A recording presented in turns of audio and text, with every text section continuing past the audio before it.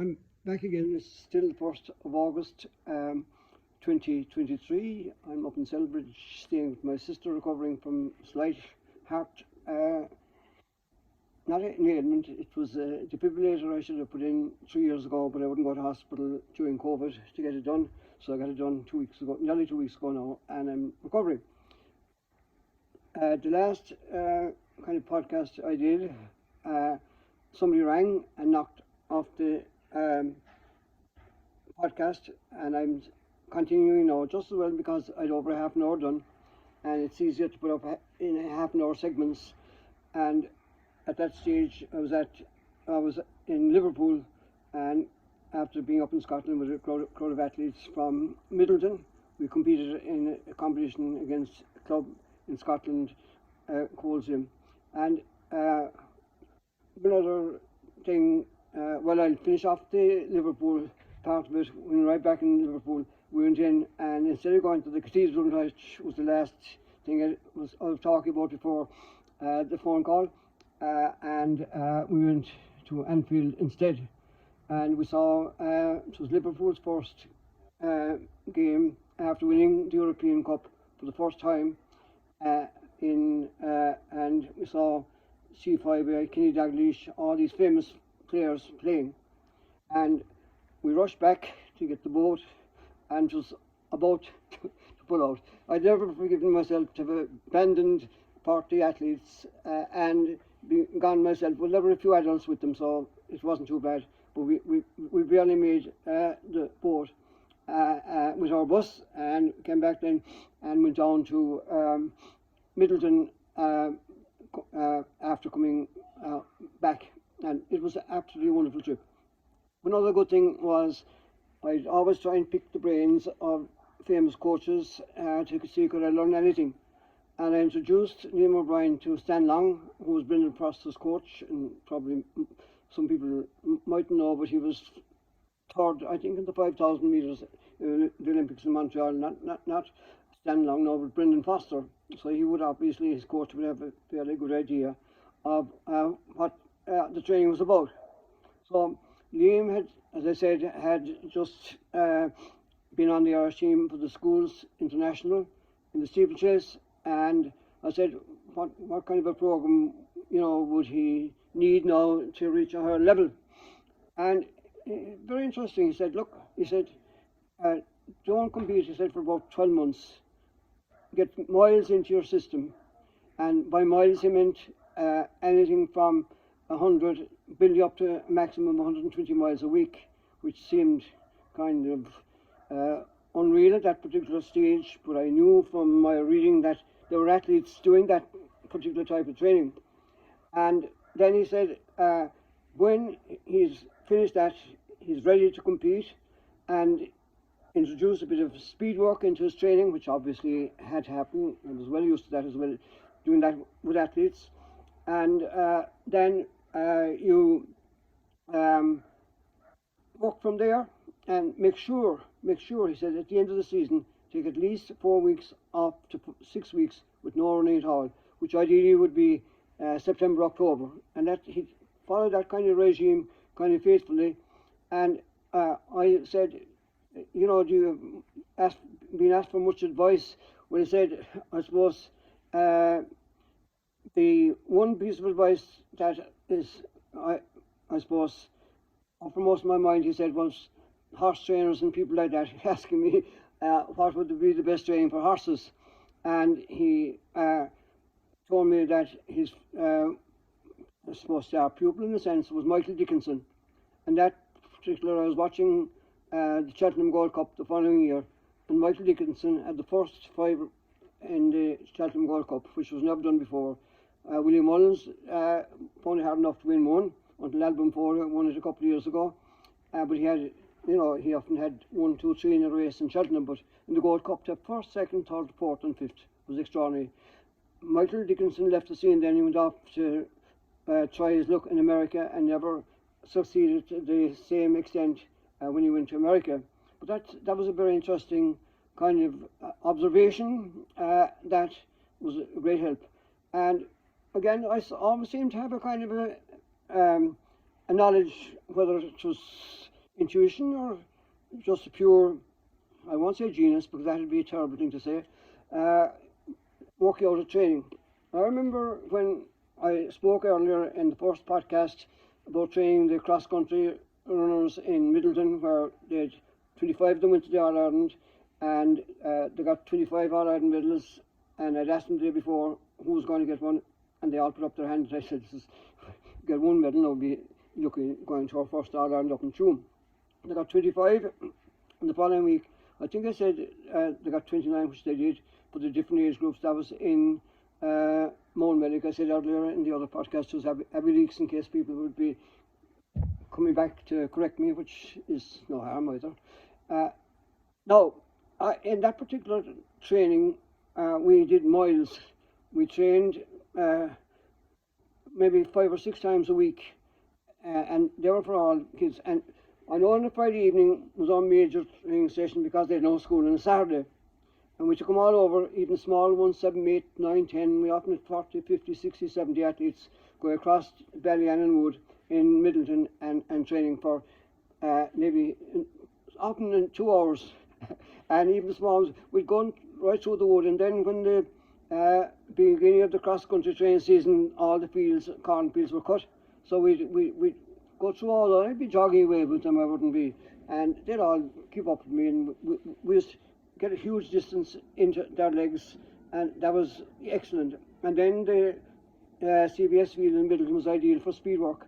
So we do all that type of training. And I kind of recognised the importance of speed work. I recognised the importance of recovery, the importance of checking your heart. There were no heart monitors or anything that time. And that was the first year I had all that done. And I went up to Dublin to the first, I suppose, coaching conference that I ever went to, and that was in Belfield, the Summer School of Athletics, and Jack Sweeney and more the lads. I had a wonderful time up there. I learned a lot more there than I thought I would. And the first year there was a German middle distance coach there, and he was purporting all these new ideas about training. And amazingly, I was doing 80 to 90% exactly the same, and I knew nothing about the sport, apart from what I could gather up here in my head how to deal with it. And it just must be an aptitude for it, but that stood to me right through my career. And I still, I suppose, would love to get involved maybe at a higher level in coaching again, but I got sidetracked at one stage when I was in Whitechurch. Instead of I got disillusioned after one Olympics because of the East German winning all the medals, and I said, I think this isn't a proper sport to be involved in the higher level that I was. My ambition at any stage was to get athletes to the Olympics, which was, I suppose, a very laudable thing. And of the 25 athletes I coached that went to America, none of them made the Olympics, and none of them improved, which, well, to a great extent, because we probably got the best out of them here. And 4 that, or 3 at least, 3 that didn't go. Liam O'Brien, Barbara Johnson, who lived 2 miles away from Tullylease and got involved doing the training with Barbara, and Peter Maher, obviously. And that's a story, a tale in itself, which I'll come to some other time. He often tells that story about when he was 17 and a half stone weight, overweight, and when I met him, he couldn't run 100 metres. I took him to the track. I actually was up until at least that time. I was come up to Cork every Wednesday on my day off to train at Kathleen Glavin and a few more in the Mardyke.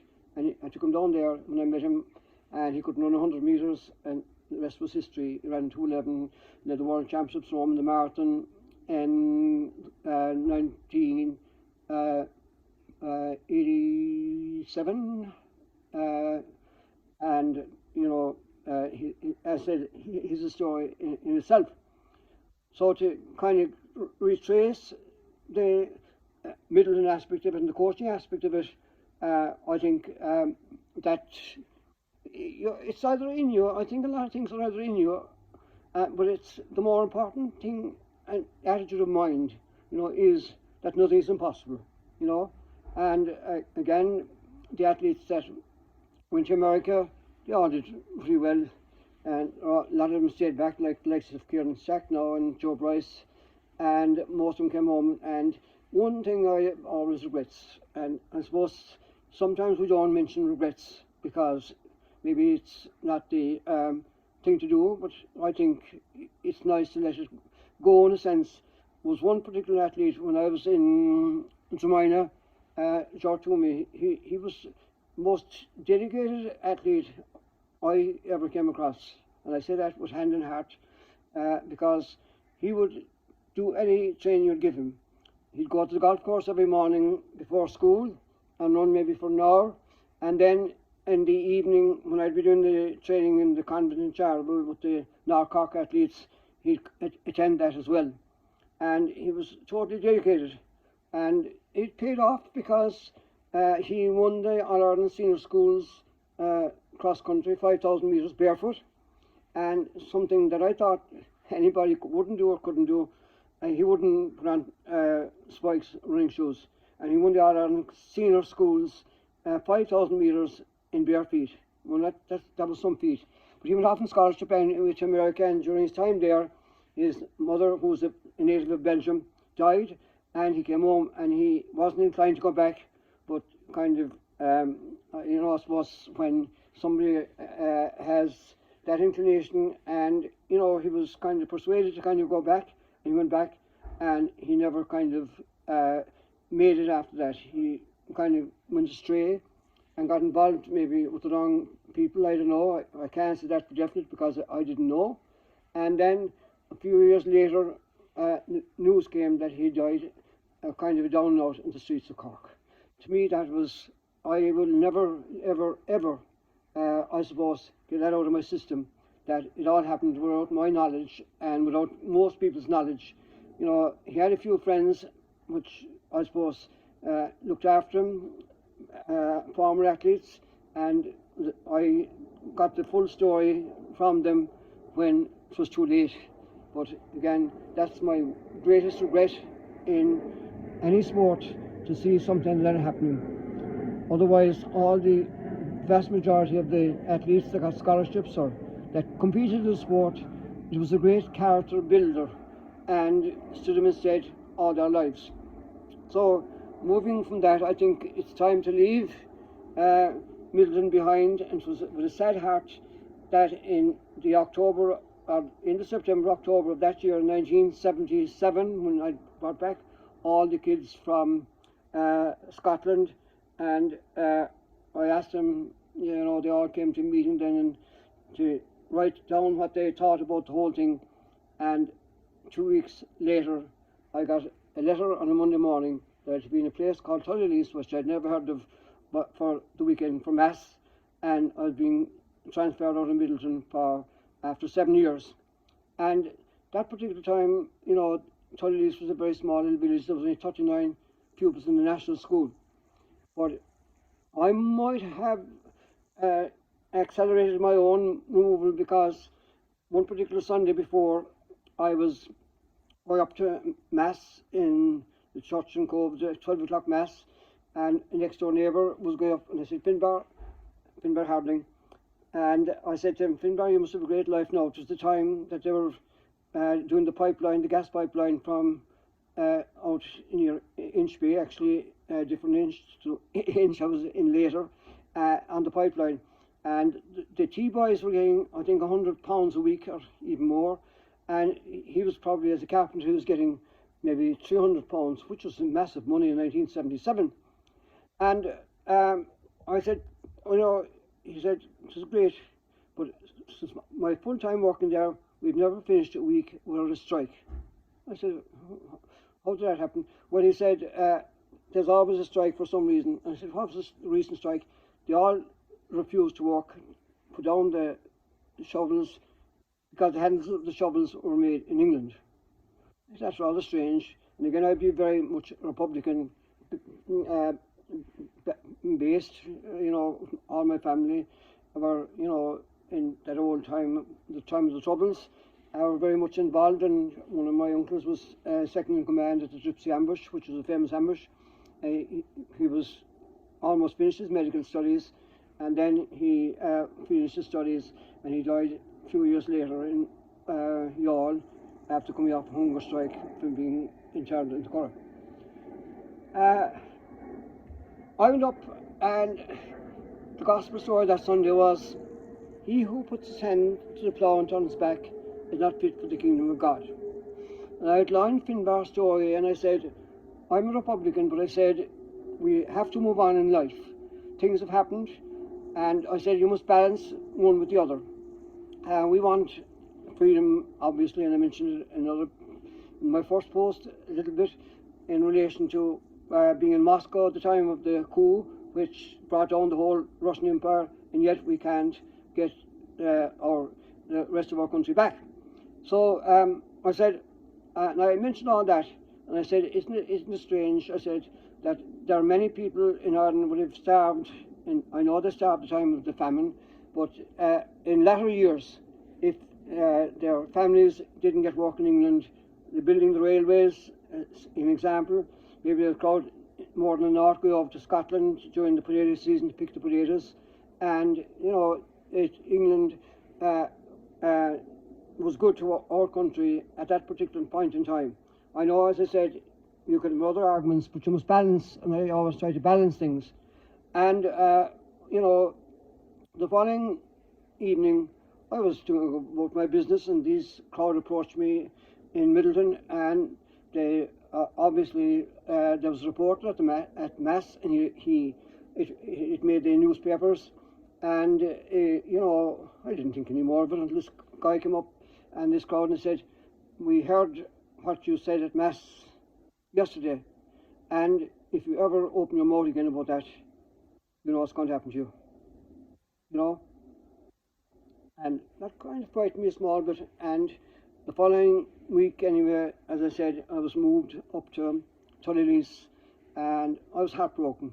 You know, they brought me together, they gave me colour television, and they're departing, and it was a heartbreak after 7 years, spending all this time with all these athletes, knowing that I had no kind of process set in motion to continue what I was doing, and kind of they were left, I suppose, basically to themselves.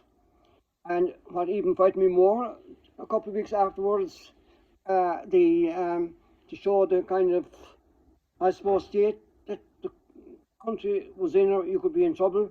At even that particular point in time, the individual who threatened to do something to me was shot himself up in Cork about a month afterwards, you know, part of the IRA. So, again, that kind of, I suppose, I wouldn't go to say put manners into me, but it certainly frightened me to a grave extent. And then when I went up to Tullylease, when I looked around, and there was 39 kids in school, lovely people. I started when I was in Middleton, way back in 1972, I think in the Scout, in the Middleton Arms. I was bringing my big boom speaker that I wired it up, and I'd put on the music, and we'd do all our indoor training to music. That was way long before Jane Fonda thought about it. And I thought that maybe there's a lot of people on Tullylease that never ran out of nothing. So we started indoor training for adults. And all the ladies came out, and not too many of the men came, but that was a start anyway. And I went to the school, and I said, how many people would like to come running? And there was about three or four. I said, what am I going to do with these? In fairness, a lot of the athletes from Middleton came up weekends. Now you'd be, I suppose, locked up for bringing all these youngsters to your house. But it was a great kind of a transition. And eventually, of course, that petered out as well. So I looked around to see if there was any athletics around, and Drumcolor, which was in the county of Limerick, was only just down the road, 2 miles and a bit. And I went, there's a lovely shop there, Christy Brosnan, and he was an athlete himself. He ran with Whelan. And I said to Christy, is there any athletics? I said, we'll be few. He said, but things are tough enough, you know, to keep going. It's hard enough to get the kids out. I said, where do you train? We train about a quarter of a mile back the road in Marquis Shays. So I said, if I came down, could I link up with you and do a bit, because I'm bored out of my wits in Tullylease, with nothing to do, no athletes to train. I said, you'd be more than welcome. So Christy, we built up a great relationship with him and the athletes. We started training, and would you believe it? First Munster Championship that came up the following year in cross country. we'd no team because we had no numbers, and the first 4 races on the programme, the 211s and the 213s, were won by the athletes we were coaching. People were absolutely stunned. It was just to work again, and a commitment and a belief. And I can still remember it. I think Mark Brosnan, Christie's son, won the under 11. Ned Sullivan, whose father was the postmaster in the post office, and Ned O'Sullivan won that. Patricia Noonan won the under 11 girls cross country Munster, and she subsequently became a doctor.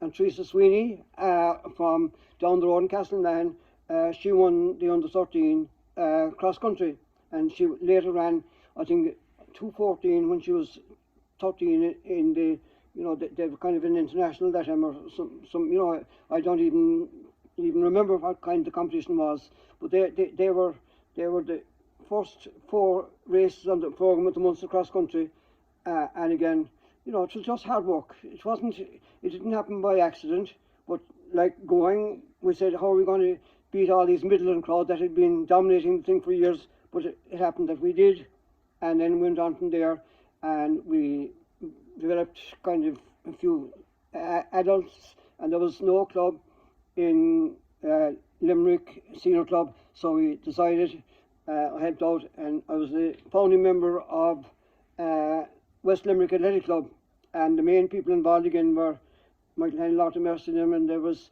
Michael McDonald and John Barrett and various people like that, and we got the club going, and we did pretty well.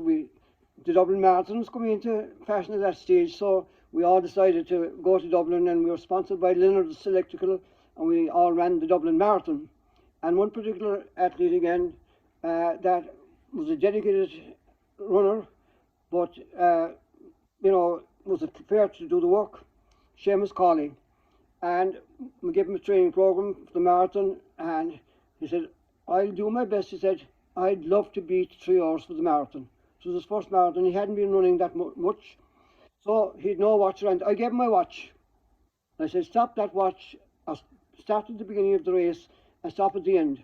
I said, you will break 3 hours for the marathon if you want to do it. The watch stopped at 2 hours, 59 minutes and 34 seconds. That was some going. And he's still running. He's one of the few that has run every single Dublin Marathon since, Seamus Cawley. So, small things like that. Now, the athletes who joined was living in the square in Drumcorrigh as well. Her mother was a PE teacher.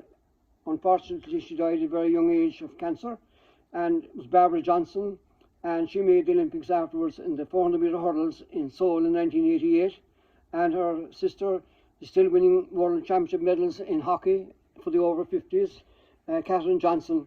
In the very first race that was ever run in Tullylease track, for the first meeting in that I had Steve Ovett and all the other athletes in Cochran and Ray Flynn and Frank Clement and Nat Muir from Scotland, she won the 100 metres, Catherine, but she had more of a love for hockey, which was grand. And the running, I always believed that the running would help people in other sports. And again, I was born out as well in the second race in the programme, which was the 100 metres men, which was won by Michael Kiernan, who went on to have a great career with the Irish rugby team. So I've always made that a kind of a passion that if people, are fit, they'd achieve at any level, in any sport, a very high level. And not too many years, I suppose about 7 years after I left Middleton, they won the All-Ireland Club Hurling title for the first time. And every one of those, I think 9 or 10 of those had All-Ireland medals for cross-country. Like Sir Joe Power, John Fenton, all these, Sean O'Brien even. And he found it difficult to run maybe cross-country, but they all did it because it was the thing to do, and it stood to them for the rest of their lives. One last thing that I didn't mention before I left Middleton was Mary Fleming's cross-country ability. She absolutely hated it, obviously most printers do, but she said, I'll do it.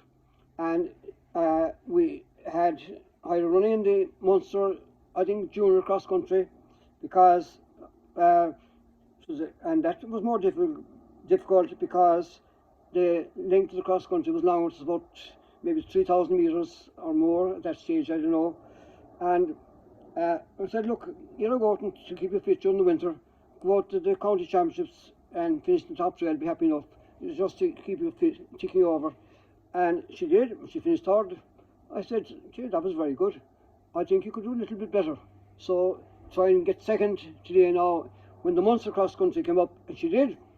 And then we were up to Dublin, went up on the train to Dublin with a big crowd of juvenile athletes. The underage the rest of them were running in out in Dunroe, in Wicklow. It is trying to think now, it was anyway the place of the Reardons anyway, and the intermediate cross country team, that was on in Belfield, and I dropped them off at Belfield, and I said I'll stay with the juveniles because there was about 30 of them there, and they needed me more probably than the older athletes. And she said to me, going off, I said, good luck, Mary. I suppose you expect me to win today. I said, I do. You have the ability to do it, and you have the training to do it. And she did. And to lose all those athletes then, shortly afterwards, again, and never ran a step again when I left Middleton. And her sister was the same. She jumped, I think, 5 metres when she was 13, high jump, because we used to do high jump indoor. And they'd try anything. We tried hurdles. I just loved the hurdles. And there was a hurdle race come up in Cork, and she was only 14, 400 metre hurdles. I said, look, you've tried the sprint hurdles. We've never done a 400 metre hurdles. You're going out and try that, with your cross country and your other training, you'll be very good at that. So she did, and I think she actually ran 64 seconds for the 400 metre hurdles, which again was probably one of the top times in Ireland for a junior at that particular time, in 1977 or way back that time. So, the versatility was there. They were afraid, they had no fear, they just did it, and there was no mollycoddling or anything like that. They just went out and did it, and that's, the caring of sport. You just, dig in and get it going. So that brought me through all this. I think I'll briefly go through I did a bit of it, the Tully saga.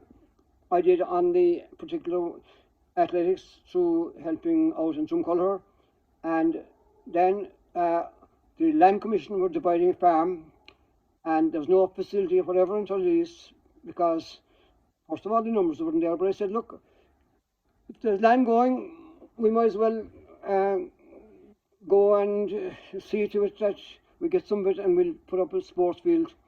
And then when we bought 5 acres of land for £3,502, which was a lot of money that time, but again, knowing the generosity of the people, we that paid for in no time. So I said, when we're at it, we might as well put up a track, for North Cork to be a handy place, and to be central enough, even though it was a bit remote. And they all agreed to it, and we had fundraising. I remember we had an open-air concert when the track was almost finished, and we had the Wolf Tones as the star attraction, and Bill O'Connell, the famous Cork comedian, was the compere. And Louise Morrissey, who recently, I think 40 years in show business or whatever, she was, her first gig anyway, she was the support artist. Flies now, give me a small bit of trouble. And we made a bit of money, and then I had the marquee, and we had all the top show bands, the Indians and Doc Carroll, and I can't name the rest of them now at this stage. And we kind of made a lot of the money that we needed to build the track. And then I was inside in the Examiner. I was called to see Brendan Mooney regularly in the Examiner. Brendan only died last year, and I'll mention Brendan again with other great friends of mine that we soldiered together at all the major championships, like Frank Brealey, obviously, for when he was covering for Irish runner, but Brendan Mooney, the Examiner, Tom O'Riordan, the Independent, Jimmy Meegan, the Irish Press when it existed, and Peter Byrne, the Times. We were great buddies, and they're all gone now, to their eternal reward, and they left a huge, I suppose, gap in Irish journalism, which has been filled now by Ian O'Riordan and Carl Jenny and people like that. And of course, in East Cork, Johnny Welsh covers a lot of stuff for the local, for the Echo and the Examiner and things like that. And Johnny was one of my earlier pupils as well in Ballycotton. He has come into Middleton, and it's no harm to mention him as well because he's still involved, in the sport. And of course, he was the organizer of the main organizer of the Ballycotton 10. So Brendan said, how are you going to pay for the rest of that track? I said, I'll run around it 150 times, do 150 laps and try and get sponsorship. You what? I didn't have a clue what 150 laps was. What I did, I should have known. 400 metres is roughly a quarter of a mile. So we worked out at 37 miles, and I picked St. Patrick's Day, and big headline exam the following day, what I was going to do on St. Patrick's Day. So I was committed in. It was like the other story I told you when I got into trouble over my proclaiming that he who puts his hand to the plough and turns back is not fit for the kingdom of God. So I was committed.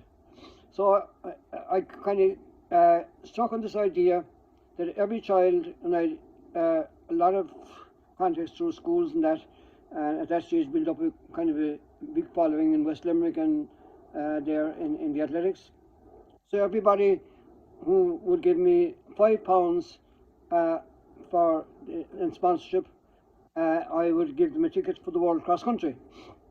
And I said, more than that, if you give me £10, I'll give you a bus to the cross country. It was on in Limerick, and John Tracy won it.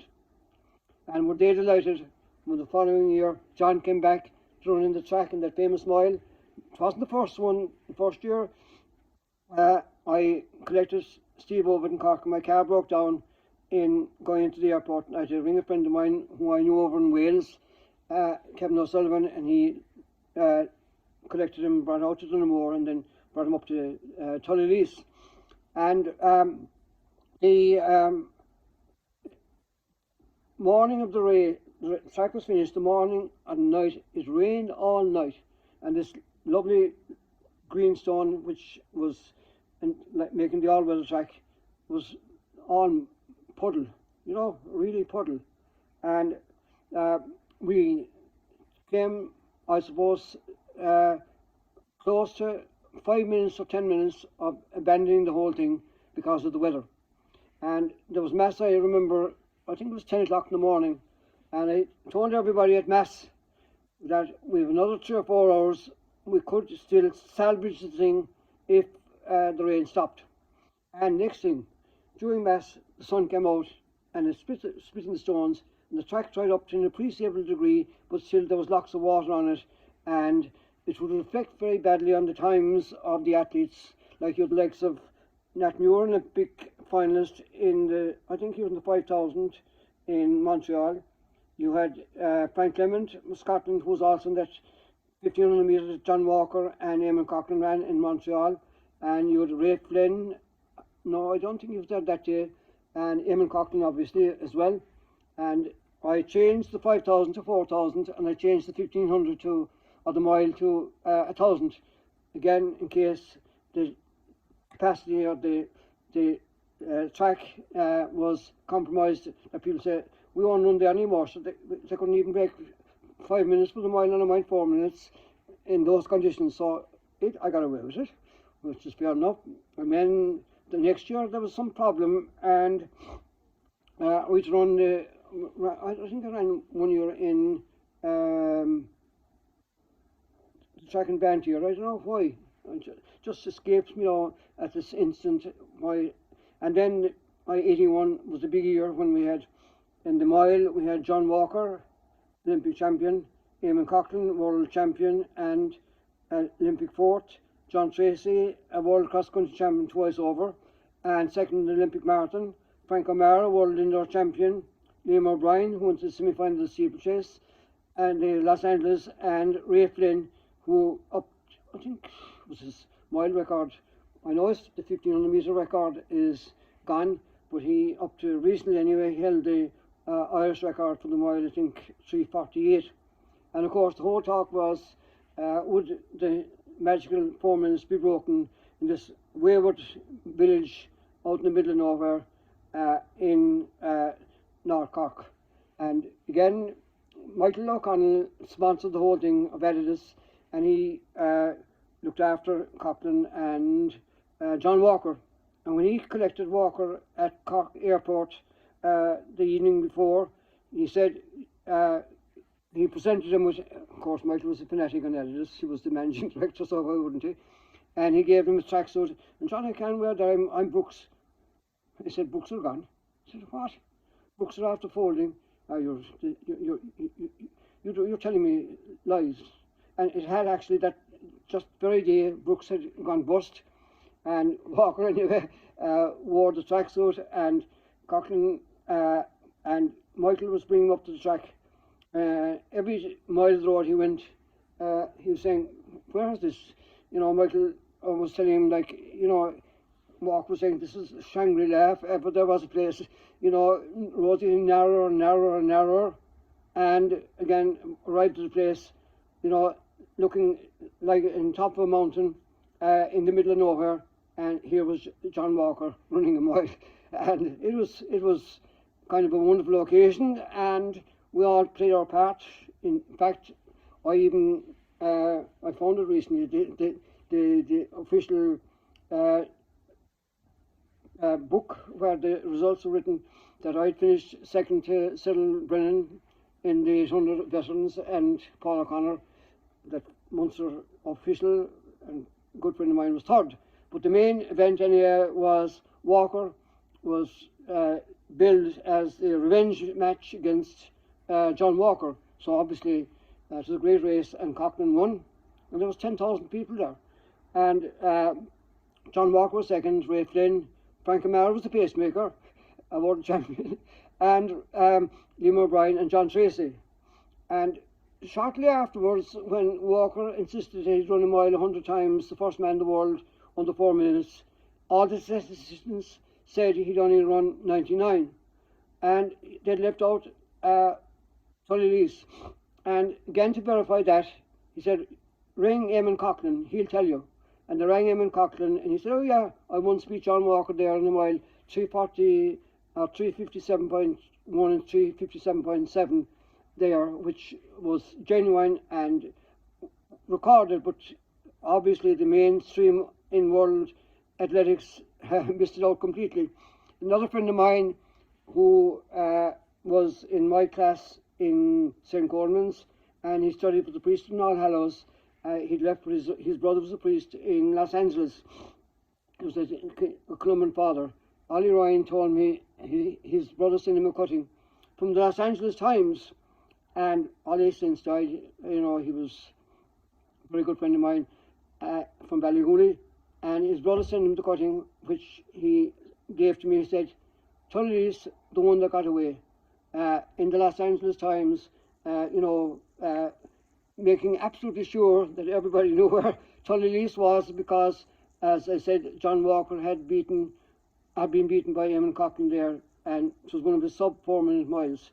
You know, they were great characters, and it's wonderful in 2000 that I went down to Auckland when I was going over to Australia for the World Championships, and I spent a few, most of the day with John Walker and his family, and the only, you'd never know he was an athlete.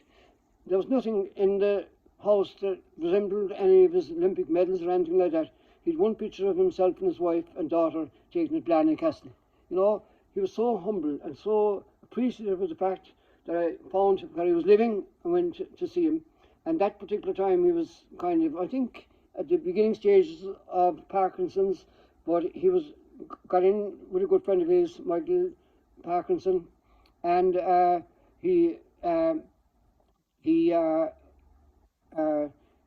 suppose then he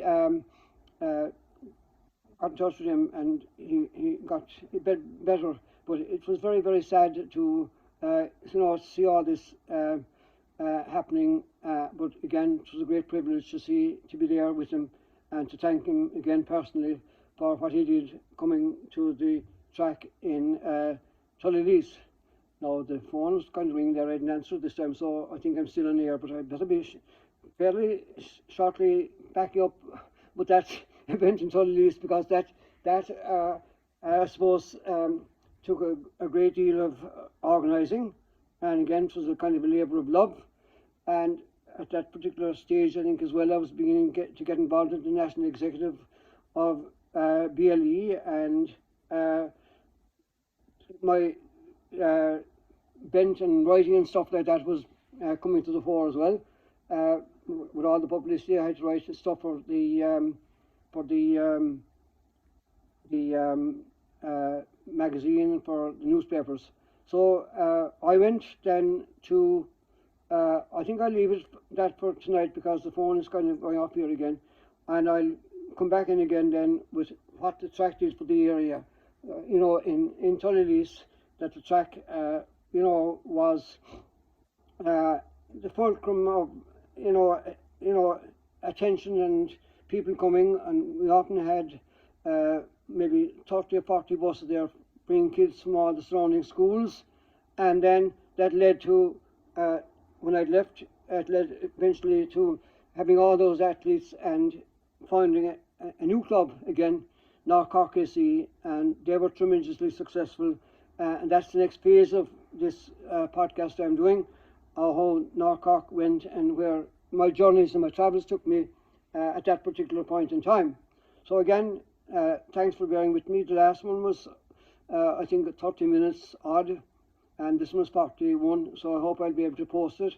And again, share it, because I think it's maybe a good idea to tell the story.